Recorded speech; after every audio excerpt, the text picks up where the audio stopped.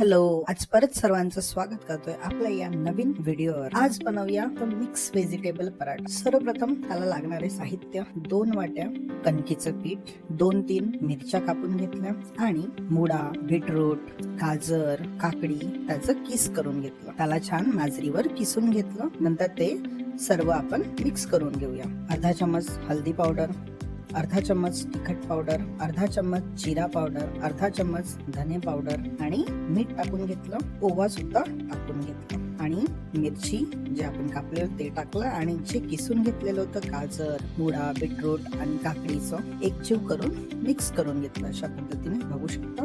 Normal पोळ्यांसाठी जसा आटा लावतोय same तशाच पद्धतीने आटा आपल्याला लावून घ्यायचा आहे, बघू शकता तुम्ही। आणि त्याचे छान गोळे करून घेतले। पीठ लावून त्याला छान पद्धतीने लाटून घ्यायचं। अशा पद्धतीने बघू शकता तुम्ही लाटून घ्यायचं। तुम्ही त्यात थोडं तेल किंवा तूप सुद्धा लावून लाटून घेऊ शकता।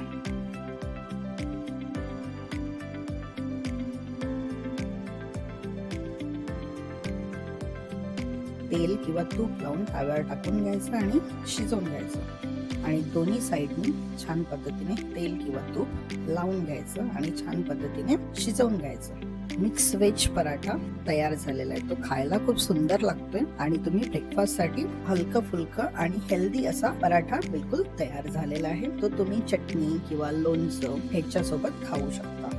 अशाच नवनवीन व्हिडिओसाठी तुम्ही आम्हाला सबस्क्राईब करू शकता। Thank you so much for watching.